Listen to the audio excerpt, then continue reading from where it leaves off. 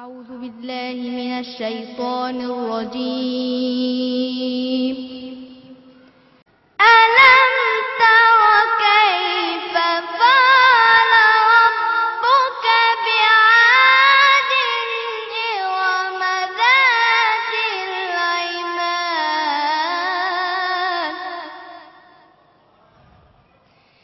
التي لم يخلق مثلها في البلاد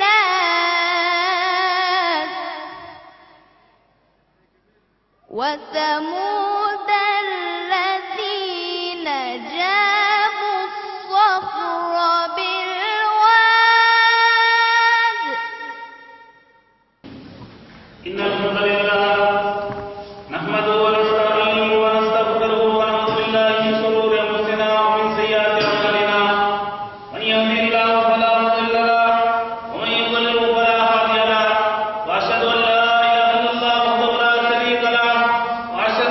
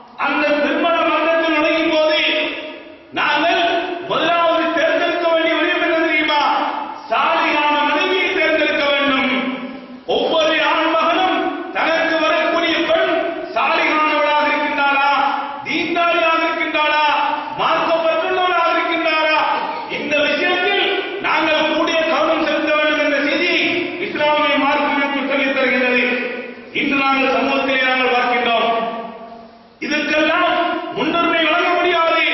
எனக்கு வரக்கூடிய பெண் அழகானவளாக இருக்க வேண்டும், நல்ல குடும்ப பரம்பரையில் நல்ல பிரபல்யமான குடும்பத்தில் உள்ளவளாக இருக்க வேண்டும், நல்ல சொத்து செல்வங்கள் உள்ள சொந்தக்காரியாக இருக்க வேண்டும், அதுபோன்று அரசு உத்தியோகம் பார்க்கக்கூடியதாக இருக்க வேண்டும் என்று கற்பனை பண்ணுகின்ற நினைக்கின்ற அப்படியான தேர்தலை தேர்ந்தெடுக்கின்ற எத்தனையோ வாலிபர்களை நாங்கள் பார்க்கின்றோம். நபி ஸல்லல்லாஹு அலைஹி வஸல்லம் அவர்கள் சொல்லக்கூடிய செய்தியை பாருங்கள்.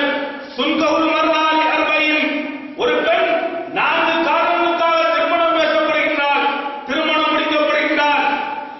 லிமா அலிகா வலி ஹசபிஹா, அவளுடைய பணத்துக்காக வேண்டி, அவளுடைய பிறப்பெருமைக்காக வேண்டி, அழகுக்காக வேண்டி, மார்க்கப்பற்றுக்காக வேண்டி.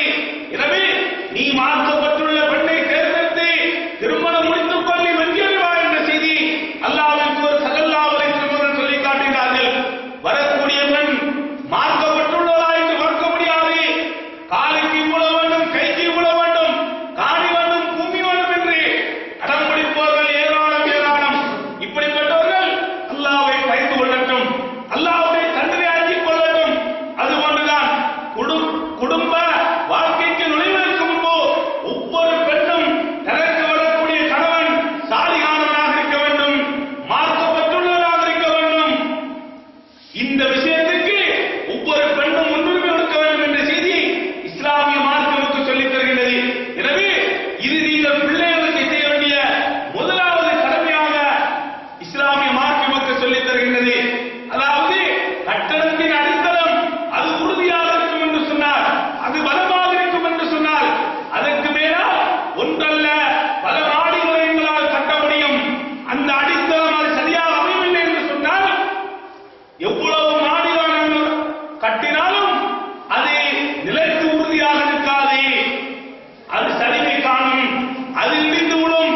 எனவே அடித்தளம் உறுதியாக இருக்க வேண்டும் என்று சொன்னால் குடும்ப வாழ்க்கையில் நுழையும் போது இந்த விஷயத்திற்கு நாங்கள் முன்னுரிமை கொடுக்க வேண்டும் என்ற செய்தி மார்க்கம் சொல்வதை பார்க்கின்றோம். ஆனால் அதிகமான சகோதரர்களை பார்க்கின்றோம், வாலிபர்களை பார்க்கின்றோம், கொள்கையில் உறுதியாக இருப்போம். ஆனால் திருமண பேச்சு என்று வரும்போது, அந்த சந்தையிலே விலை பேசப்படும் போது இந்த சிங்கங்கள் எல்லாம் கோழைகளாக மாறுவதை நாங்கள் பார்க்கின்றோம். எனவே இந்த விஷயத்துக்கு நாங்கள் முன்னுரிமை கொடுக்க வேண்டும். இது பிள்ளைகளுக்கு நீங்கள் செய்ய வேண்டிய முதலாவது கடமை என்பதை விளங்கிக் கொள்ளுங்கள். இரண்டாவது கடமையாக இஸ்லாமிய மார்க்கம் சொல்லித் தருகின்றது. குடும்ப வாழ்க்கை என்பது அதை ஒரு இபாதத்தாக வணக்கமாக நபிகள் ஸல்லல்லாஹு அலைஹி வஸல்லம் அறிமுகப்படுத்துகிறார்கள். எப்படி அவ்வாறான குடும்ப வாழ்க்கை நுழையும் போது, அந்த தாம்பத்திய வாழ்வில் ஈடுபடும் போது ஒரு பிரார்த்தனை நபிகள் ஸல்லல்லாஹு அலைஹி வஸல்லம் கற்றுத் தருகிறார்கள். பிஸ்மில்லாஹ் அல்லாஹும்ம ஜன்னிப்ன ஷைத்தான் வஜன்னிபி ஷைத்தான மா ரஸக்தனா. இந்த பிரார்த்தனையை யார் ஓதிக் கொள்கின்றாரோ லம் யதுர்ரு ஷைத்தான் அபதா, ஷைத்தான் அவர்கள் இருவருக்கும் ஏற்படக்கூடிய இந்த குழந்தைக்கு ஷைத்தானுடைய கெடுதல், ஷைத்தானுடைய தீங்கு ஒருபோதும் ஏற்படாது என்ற செய்தி நபி ஸல்லல்லாஹு அலைஹி வஸல்லம் சொல்லித் தருகிறார்கள். புகாரியில் வரக்கூடிய இன்னொரு செய்தியிலே லம் யுஸல்லி தலைஹி ஷைத்தான், ஷைத்தானுடைய ஆதிக்கம், ஷைத்தானுடைய அட்டகாசம் அதிலே காணப்படாது என்ற செய்தி நபி ஸல்லல்லாஹு அலைஹி வஸல்லம் சொல்லித் தருகிறார்கள். இது பெற்றோர்களே பிள்ளைகளுக்கு நீங்கள் செய்ய வேண்டிய இரண்டாவது கடமையாக இஸ்லாமிய மார்க்கம் சொல்லித் தருகிறது. மூன்றாவது கடமை என்ன தெரியுமா? நீங்கள் குடும்ப வாழ்க்கையில் இருந்த பிறகு நீங்கள் இறைவனிடம் மன்றாட வேண்டும், இறைவனிடம் பிரார்த்திக்க வேண்டும். யா அல்லாஹ், எங்களுக்கு சாலிகான குழந்தையை தாய்த்து இறைவனிடம் நாங்கள் பிரார்த்திக்க வேண்டும் என்ற செய்தி அல் குர்ஆன் எங்களுக்கு சொல்லித் தருகிறது. அல்லாஹ்வுடைய நல்லடியார்கள் அவர்கள் இறைவனை எவ்வாறு தெரியுமா பிரார்த்திப்பார் என்ற செய்தி அல் குர்ஆன் சொல்லித் தருகிறது. ரப்பனா ஹப் லனா மின் அஸ்வாஜினா வ துர்ரியாத்தினா குர்ரத அயுனின் வஜஅல்னா லில் முத்தகீன இமாமா. இறைவா, எங்களுடைய மனைவிமார்களிடம், எங்களுடைய குழந்தை செல்வங்களிடம் எங்களுக்கு கண்குளிர்ச்சியை தருவாயாக, நிம்மதியை தருவாயாக, சந்தோஷத்தை தருவாயாக. வஜஅல்னா லில் முத்தகீன இமாமா, உன்னை பயப்படக்கூடியவர்களுக்கு வழிகாட்டிகளாக அவர்களை மாற்றுவாயாக என்று இறைவனிடம் அவர்கள் பிரார்த்திப்பார் என்ற செய்தி அல் குர்ஆன் சொல்லி காட்டுகிறது. சூரா அல் ஃபுர்கான் 74வது வசனம். இந்த இந்த பிரார்த்தனையை ஒவ்வொரு கணவனும் தன்னுடைய மனைவிக்காக வேண்டி ஓதிக்கொள்ள வேண்டும். ஒவ்வொரு மனைவியும் தன்னுடைய கணவனுக்காக வேண்டி ஓதிக்கொள்ள வேண்டும். பெற்றோர்கள் பிள்ளைகளுக்காக வேண்டி இந்த பிரார்த்தனையை ஓதிக்கொள்ள வேண்டும். எனவே மனப்பாடம் இல்லாத சகோதரர்கள் இந்த பிரார்த்தனை மனதை விட்டு நாங்கள் அடிக்கடி ஓதிக்கொள்ள வேண்டும். அதுபோன்றுதான் இப்ராஹிம் அலைஹிஸ்ஸலாம் அவர்கள் இறைவனிடம் எவ்வாறு பிரார்த்தித்தார்கள் என்பதை அல் குர்ஆன் முன்மாதிரியாக முன்னுதாரணமாக சொல்லி காட்டுகின்றது. ரப்பி ஹம்லி மினஸ் சாலிஹீன், இறைவா எனக்கு சாலிஹான குழந்தையை தா என்று இப்ராஹிம் அலைஹிஸ்ஸலாம் அவர்கள் இறைவனிடம் பிரார்த்தித்தார் என்ற செய்தி அல் குர்ஆன் சொல்லி காட்டுகின்றது. ஜக்கரியா அலைஹிஸ்ஸலாம் அவர்கள் இறைவனிடம் பிரார்த்திக்கும் போது ரப்பி ஹம்லி மில்லதுன்க துர்ரியத்தன் தய்யிபா, இறைவா உன்னிடமிருந்து எனக்கு சாலிஹான குழந்தையை தருவாயாக, நீ பிரார்த்தனையை செயல்படுத்தக்கூடியதாக இருக்கின்றாய் என்ற பிரார்த்தனையை அவர்கள் கேட்டதாக அல் குர்ஆன் சொல்லி காட்டுகின்றது. அதுபோன்றுதான் நாலாவது கடமையாக பெற்றோர்கள் பிள்ளைகளுக்கு செய்ய வேண்டிய கடமை, அதிலும் குறிப்பாக தாய்மார்கள் செய்ய வேண்டிய கடமை என்ன தெரியுமா?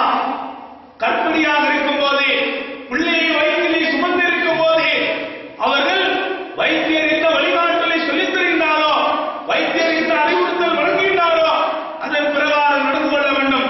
அந்த அத்தியாசங்களை பேணி நடக்கும் போது எந்த உணவுகளை எல்லாம் தவிர்த்து நடந்து கொள்ள வேண்டுமோ அந்த உணவுகளை எல்லாம் தவிர்த்து நடப்பது, அதுபோன்று அந்த நேரத்திலே சந்தோஷமாக இருப்பது, மன அழுத்தங்கள் இல்லாமல் இருப்பது, அதுபோன்று நல்ல விடயங்களை சிந்திப்பது, யோசிப்பது, நல்ல விடயங்களை தன்னுடைய மனதிலே உள்வாங்கிக் கொள்வது, குர்ஆன் ஓதுவது, நன்மையான விஷயங்களை செய்வது, இப்படியான விடயங்களில் அவர்கள் ஈடுபடும் போது அந்த குழந்தையை ஈன்றெடுப்பது அது இலகுவான முறையில் ஈன்றெடுக்க முடியும் என்ற செய்தி மருத்துவர்கள் கூறுவதை நாங்கள் பார்க்கிறோம். அதுபோன்று அந்த பிள்ளைகள் நல்ல ஆரோக்கியம் உள்ள பிள்ளைகளாக, நல்ல அறிவுள்ள புத்தி உள்ள பிள்ளைகளாக அந்த பிள்ளைகள் காணப்படுவதாக மருத்துவர்கள் சொல்வதை நாங்கள் பார்க்கின்றோம். எனவே இந்த 4 வழிமுறைகளும் பெற்றோர்கள் பிள்ளைகளை ஈன்றெடுப்பதற்கு முன்பு பிள்ளைகளுக்கு நீங்கள் செய்ய வேண்டிய கடமையாக இஸ்லாமிய மார்க்கம் என்று சொல்லித் தருகின்றது. எனவே இது நீங்கள் பிள்ளைகளுக்கு செய்ய வேண்டிய மிகப்பெரிய ஒரு கடமை என்பதை விளங்கி திருமண பந்தத்தில் விழுந்த பிறகு இந்த விஷயங்களை பேணி நடந்து கொள்ள வேண்டும். அதுபோன்றுதான் இஸ்லாமிய மார்க்கம் குழந்தைகளை ஈன்றெடுத்த பிறகு பிள்ளைகளுக்கு செய்ய வேண்டிய கடமைகளையும் இஸ்லாமிய மார்க்கம் என்று சொல்லித் தருகின்றது. இந்த விஷயத்திலும் அதிகமான பெற்றோர்கள் அலட்சியமாக பொதுபோக்காக நடந்து கொள்வதை நாங்கள் பார்க்கின்றோம். நாங்கள் அனைவரும் விளங்கி இருக்கின்றோம், படித்திருக்கின்றோம், ஏற்கனவே நாங்கள் தெரிந்திருக்கின்றோம்.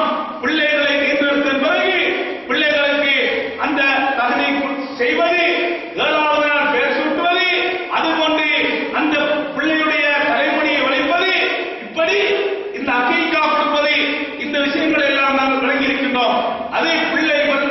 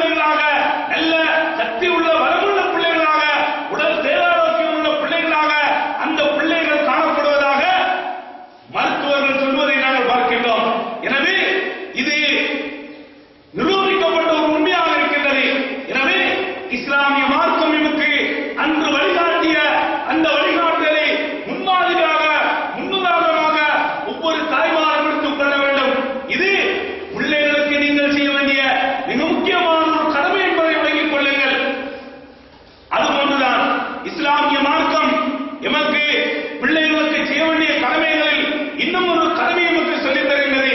அதாவது நாங்கள் சிறு வயதிலிருந்து பிள்ளைகளுக்கு ஹலால் ஹராம் பற்றிய தெளிவூட்டல், அறிவூட்டல் வழங்க வேண்டிய ஒரு கடமைப்பாடு பெற்றோராகி உங்களுக்கு இருக்கின்றது.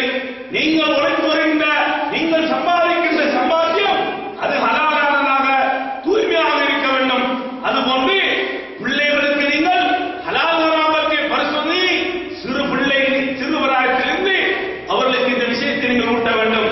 பாருங்கள், நபிகளார் ஸல்லல்லாஹு அலைஹி வஸல்லம் அவருடைய காலத்தில் இருந்த ஒரு சம்பவம் மிகச் சிறந்த ஒரு உதாரணமாக இருக்கின்றது. நபிகளாருடைய பேரப்பிள்ளை ஹசன் ரலியல்லாஹு அவர்கள் பேரித்தம்பழத்தில் இருந்து ஒரு பேரித்தம்பழத்தை எடுத்து தன்னுடைய வாயிலை போட்டுக் கொள்கிறார்கள். மஸ்ஜித் நபவியிலே சதகாவின் பேரித்தம்பழ புயல் அவ்வாறு குவிக்கப்பட்டிருக்கின்றது. அதிலிருந்து ஒரு பேரித்தம்பழ துண்டை எடுத்து தன்னுடைய வாயிலை போட்டுக் கொள்கிறார்கள். இது அவதானித்த அல்லாஹ்வின் தூதர் ஸல்லல்லாஹு அலைஹி வஸல்லம் அவர்கள் குடும்ப தலைவர்களுக்கெல்லாம் முன்மாதிரியான நபிகளார் எப்படி முன்மாதிரியாக இருந்திருக்கிறார்கள் பாருங்கள். ஹசனை பார்த்து சொல்கிறார்கள், கஹின் கஹின் இருமி அன்னாலான ஒரு சதகா, சீசி துப்பியோடு ஹசனே, இது எமக்கு ஆகாது, இது ஹலால் இல்ல ஹராம் என்று நமக்கு தெரியாதா, இது எமக்கு ஆகுமாக்கப்பட்ட ஒன்றல்ல என்று நமக்கு தெரியாதா என்று நபிகளார் ஸல்லல்லாஹு அலைஹி வஸல்லம் அவர்கள் கண்டித்ததை, தடுத்ததை, தடை செய்ததை நாங்கள் பார்க்கின்றோம். இந்த அதிகமான பெற்றோரை பார்க்கின்றோம். நொண்டி சாட்டுகள் சொல்லக்கூடிய பெற்றோர்களை பார்க்கின்றோம். இதுக்கு என்ன ஹலால் ஹராம் தெரியும், இது பருவத்தை அடையவில்லையே என்று சாக்கு போக்கு சொல்லுகின்ற எத்தனையோ பெற்றோர்களை நாங்கள் பார்க்கின்றோம். தொட்டில் பழக்கம் சுடுவாடுவர் என்று சொல்லக்கூடிய செய்தியை நாங்கள் பார்க்கின்றோம். எனவே சிறு பிள்ளைகள் தவறு செய்யும் போது அந்த தவறை அந்த நேரத்திலே நாங்கள் பக்குவமாக அந்த பிள்ளைகளுக்கு எடுத்துச் சொல்ல வேண்டும் என்ற அந்த வழிகாட்டலை பெற்றோர்களுக்கு அல்லாஹ்வின் தூதர் ஸல்லல்லாஹு அலைஹி வஸல்லம் அவர்கள் முன்மாதிரியாக சொல்லித் தருகிறார்கள். எனவே இந்த விஷயத்தில் நாங்கள் பேணுதலாக நடந்து கொள்ள வேண்டும். அதுபோன்றுதான் பிள்ளைகளுக்கு ஆன்மீக கல்வி, லௌகீக கல்வியை ஊட்ட வேண்டிய ஒரு கடமைப்பாடு பெற்றோராகி உங்களுக்கு இருக்கின்றது. அதுபோன்றுதான் பிள்ளைகளுக்கு நீங்கள் ஊட்ட வேண்டிய அறிவில் முதன்மை இடம் வகிக்கின்ற அறிவு என்ன தெரியுமா? அந்த பிள்ளைகளுக்கு அல்லாஹ்வை பற்றிய அறிவை, ஷிர்கை பற்றிய அறிவை அந்த பிள்ளைகளுக்கு நீங்கள் ஊட்ட வேண்டிய ஒரு கடமைப்பாடு உங்களுக்கு இருப்பதாக அல் குர்ஆன் சொல்லித் தருகின்றது. நபிமார்கள் தங்களுடைய பிள்ளைகளுக்கு முதலாவது செய்த உபதேசம் என்ன தெரியுமா? அல் குர்ஆன் நமக்கு சொல்லித் தருகின்றது. யாக்கூப் அலைஹிஸ்ஸலாம் அவர்கள் தன்னுடைய பிள்ளைகளுக்கு உபதேசம் செய்யும் போது, எனது அருமை மகனே, நீங்கள் அல்லாஹ்வுக்கு இணை வைத்து விடாதீர்கள் என்று உபதேசம் செய்ததை அல் குர்ஆன் சொல்லித் தருகின்றது. லுக்மான் அலைஹிஸ்ஸலாம் அவர்கள் தன்னுடைய மைந்தருக்கு உபதேசம் செய்யும் போது, யா புனிய லா துஷ்ரிக் பில்லாஹ், எனது அருமை மகனே, அல்லாஹ்வுக்கு நீ இணை வைத்து விடாதே, இணை வைப்பு என்பது மிகப்பெரிய அநியாயம் என்று உபதேசம் செய்ததை அல் குர்ஆன் சொல்லி காட்டுகின்றது. நூஹ் அலைஹிஸ்ஸலாம் அவர்கள் தன்னுடைய மரண தருவாயில் இருக்கும் போது தன்னுடைய மகனுக்கு, எனது அருமை மகனே, நீ அல்லாஹ்வுக்கு இணை வைத்து விடாதே என்று உபதேசம் செய்ததாக நபிகளார் ஸல்லல்லாஹு அலைஹி வஸல்லம் சொல்லி காட்டுகிறார்கள். அதுபோன்றுதான் நபி ஸல்லல்லாஹு அலைஹி வஸல்லம் அவர்கள் கூட அபூதர் ரலியல்லாஹு அன்ஹுவை பார்த்து சொன்னார்கள், அபூதரே, நீ எங்கு உண்டாலும், நீ வெட்டப்பட்டாலும் நீ அல்லாஹ்வுக்கு இணை வைத்து விடாதே என்று இணை வைப்பை பற்றி அறிவூட்டலை, தெளிவூட்டலை, எச்சரிக்கை செய்ததை நாங்கள் நபிமொழிகளிலே அல் குர்ஆனிலே நாங்கள் பார்க்கின்றோம். எனவே பெற்றோர்களை பிள்ளைகளுக்கு முதலாவது ஊட்ட வேண்டிய அறிவு என்ன தெரியுமா? இந்த அல்லாஹ்வை பற்றிய நம்பிக்கை, அல்லாஹ்வுக்கு இணை வைப்பதின் பாரதூரத்தை பற்றி பிள்ளைகளுக்கு நீங்கள் சொல்லிக் கொடுக்க வேண்டிய ஒரு கடமைப்பாடு பெற்றோராகி உங்கள் மீது இருக்கின்றதை தெளிவாக விளங்கிக் கொள்ளுங்கள். அதுபோன்றுதான் பெற்றோர்களே, பிள்ளைகளுக்கு நீங்கள் செய்ய வேண்டிய இன்னும் ஒரு கடமையை நமக்கு மார்க்கம் சொல்லித் தருகின்றது. பிள்ளைகள் எந்த நண்பருடன் சகவாசம் வைத்துக் கொள்கிறார்கள், இந்த விஷயத்தில் கூடிய கவனம் செலுத்த வேண்டும்.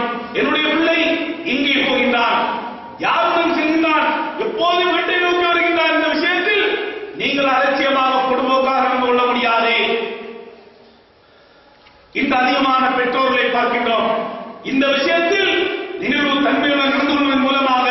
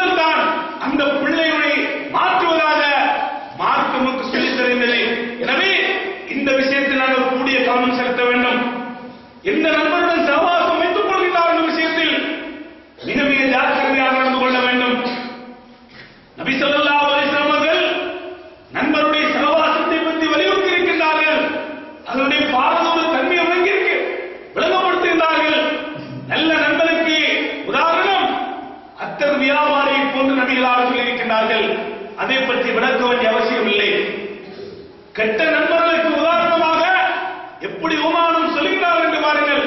கொல்லனுக்கு நபிகளார் ஓமானம் காட்டுகின்றார்கள். அதை பற்றி விளக்க வேண்டிய அவசியம் இல்லை. நாங்கள் அனைவரும் விளங்கி இருக்கின்றோம். கெட்ட நண்பனை விட தனிமையில் இருப்பது சிறந்தது என்று அல்லாஹ்வின் தூதர் ஸல்லல்லாஹு அலைஹி வஸல்லம் அவர்கள் தனிமையை சொல்லி காட்டுகிறார்கள்.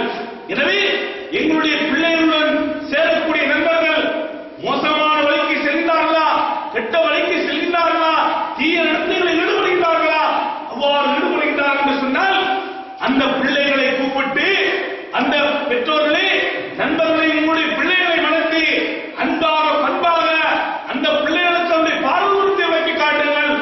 அந்த பிள்ளைகளுக்கு அந்த தீய செயலின் கருதி அவர்களுக்கு விளக்கப்படுத்துங்கள்.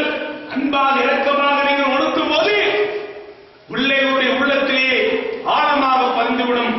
தவறு செய்யும் போது பிள்ளையை நீங்கள் கண்டிப்பதற்கு முற்பட என்று சொன்னால் பாரதூரமான விளைவுகளுக்கு அதை இட்டுச் செல்லும் என்பதை விளங்கிக் கொள்ளுங்கள். பாருங்கள் பெற்றோர்களே, பிள்ளைகளை எப்படி நீங்கள் நல்வழிப்படுத்த வேண்டும் என்ற செய்தியை நபிகளார் ஸல்லல்லாஹு அலைஹி வஸல்லம் சொல்லி காட்டுகிறார்கள். உமர் பின் அபீ ஸல்மா என்று சொல்லக்கூடிய நபி தோழர் நபிகளாருடைய சபையிலே ஒரு நாள் உணவருந்தும் போது பாத்திரத்திலே அந்த சிறுவருடைய கை அங்கும் இங்கும் சுற்றி சுழன்று கொண்டிருந்தது.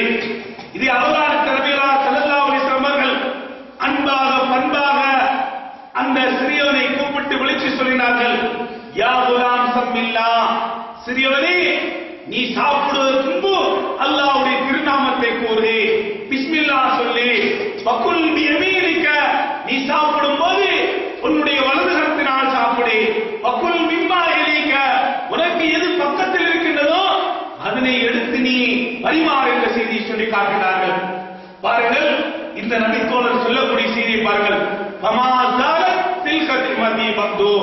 மரணிக்கும் வரை அந்த நடைமுறை அப்படி என்னுடைய வாழ்க்கையை பிரதிபலித்த என்ற செய்தியை சொல்லி காட்டுகிறார்கள். பாருங்கள், சிறு பிள்ளைகள் தவறு செய்யும் போது அன்பாக பண்பாக இரக்கமாக அவர்களுக்கு நாங்கள் அதனை சொல்லிக் கொடுக்கும் போது பசுமரத்தானை கொண்டு அவ்வாறு பதிந்துவிடும். அல் குர்ஆன் பாருங்கள், நபிமார்கள் எல்லாம் தன்னுடைய குழந்தைகளுக்கு உபதேசம் செய்யும் போது எப்படி அன்பாக பண்பாக அழைத்து விழித்து உபதேசம் செய்தார் என்பதை அல் குர்ஆன் முன்மாதிரியாக சொல்லி காட்டுகிறது. இப்ராஹிம் அலைஹிஸ்ஸலாம் உபதேசம் செய்யும் போது யாவனை எனதருமை மகனே, யாக்கூப் அலைஹிஸ்ஸலாம் அவர்கள் உபதேசம் செய்யும் போது எனதருமை மகனே, லுக்மான் அலைஹிஸ்ஸலாம் அவர்கள் உபதேசம் செய்யும் போது எனதருமை மகனே என்று விழித்து உபதேசம் செய்யக்கூடிய செய்தியை நாங்கள் பார்க்கின்றோம். இது ஒவ்வொரு ஆசிரியரும் தன்னுடைய மாணவர்களுடன் எவ்வாறு நடந்து கொள்ள வேண்டும், ஒவ்வொரு ஆணையமும் நாம் படித்து கொடுக்கின்ற பிள்ளைகளுடன் எவ்வாறு நடந்து கொள்ள வேண்டும், ஒவ்வொரு பெற்றோரும் தன்னுடைய பிள்ளைகளுடன் எவ்வாறு நடந்து கொள்ள வேண்டும் என்ற கற்பித்தல் ஒழுங்குகளை இஸ்லாமிய மார்க்கம் சொல்லித் தருகின்றது. நபி ஸல்லல்லாஹு அலைஹி வஸல்லம் அவர்கள் கூட இப்னு அப்பாஸ் ரலியல்லாஹு அன்ஹு வைத்து சொன்னார்கள், யா குலாம், சிறியவனே எனதருமை மகனே என்று விழித்து அன்பாக சொல்லி காட்டுவார்கள். இதா சஅல்த ஃபஸ்அலில்லா, நீ கேட்டால் அல்லாஹ்விடமே கேட்க வேண்டும், நீ உதவி தேடினால் அல்லாஹ்விடமே உதவி தேட வேண்டும் என்று அன்பாக பண்பாக விழித்து சொல்லக்கூடிய செய்தியை நாங்கள் பார்க்கின்றோம். இது பிள்ளைகளுடன் பெற்றோர்கள் எவ்வாறு தவறுகள் செய்யும் போது எவ்வாறு கண்டிப்பாக நடந்து கொள்ள வேண்டும், தண்டிக்க வேண்டும் என்ற வழிகாட்டலை மார்க்கம் சொல்லித் தருகின்றது. இதன் பிரகாரம் எங்களுடைய குழந்தை செல்வங்களை வளர்த்த கொள்ளக்குமா நம் அனைவருக்கும் பொருள் கொடுப்பானாக.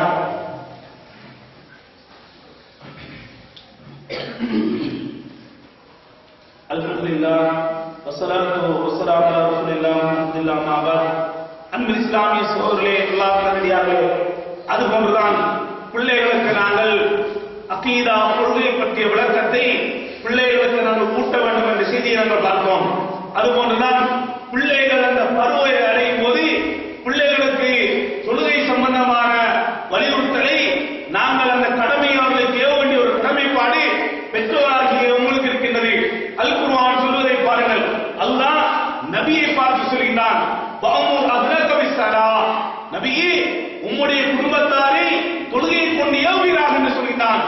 யாரை பார்த்து அல்லாஹ் தஆலா சொல்கிறான்? அல்லாஹ்வுடைய தூதரை பார்த்து சொல்கிறான். நபிகளார் தொழுகை இல்லாமல் இருந்தார்களா? நபிகளாருடைய குடும்பத்தார் தொழுகை இல்லாமல் இருந்தார்களா? இல்லை, ஒவ்வொரு குடும்ப தலைவரையும் விழித்து ஒவ்வொரு குடும்ப தலைவரையும்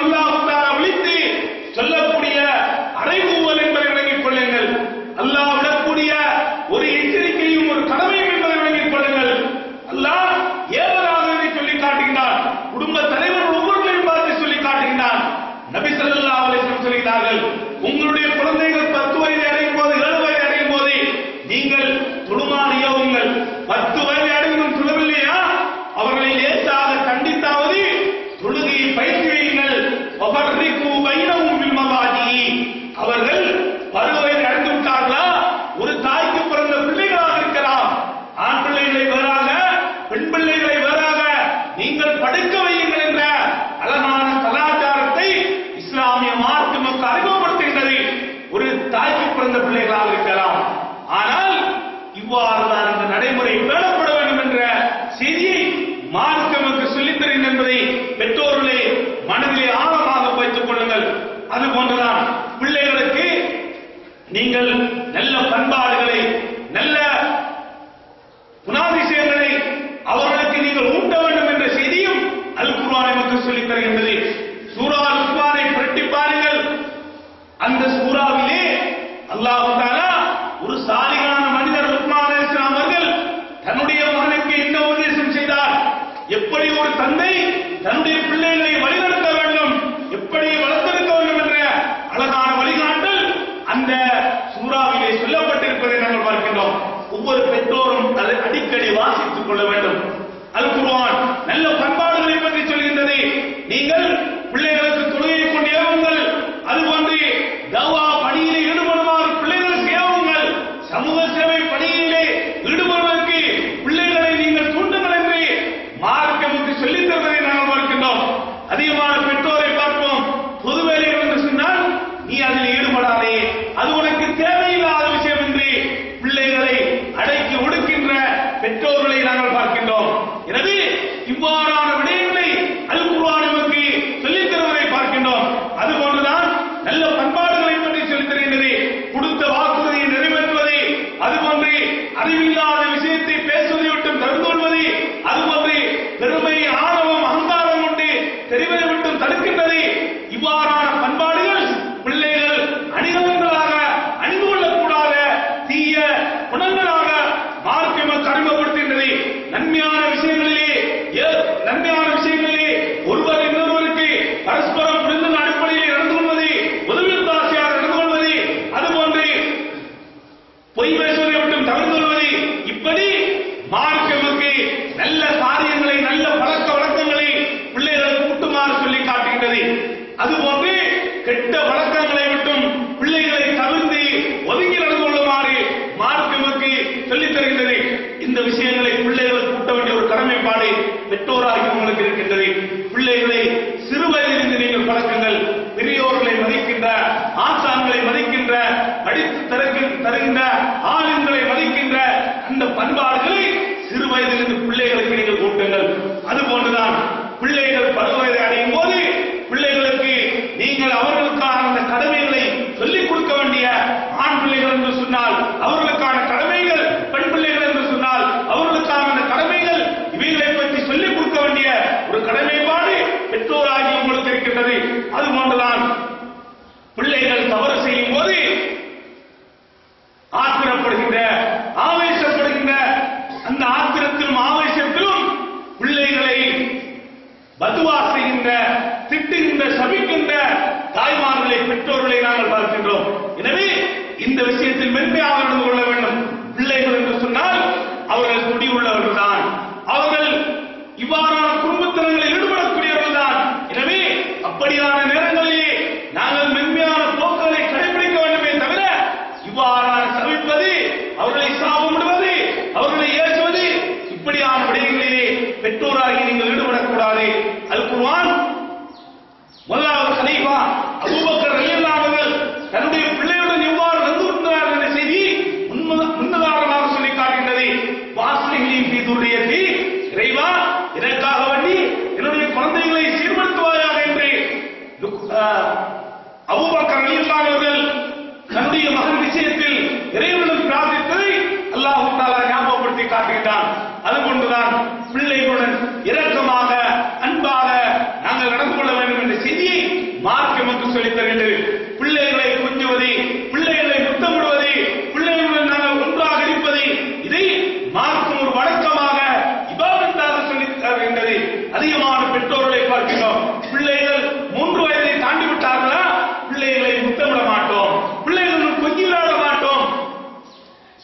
ஸல்லல்லாஹு அலைஹி வஸல்லம் அவர்கள் சொல்கிறார்கள், மல்லா யர்ஹம் லா யுர்ஹம். யார் இரக்கம் காட்டவில்லையோ இரக்கம் காட்டப்பட மாட்டார் என்ற செய்தியை சொல்லி காட்டினார்கள். பிள்ளைகளுடன் எவ்வாறு அன்பாக இரக்கமாக நடந்திருக்கிறார்கள் தெரியுமா?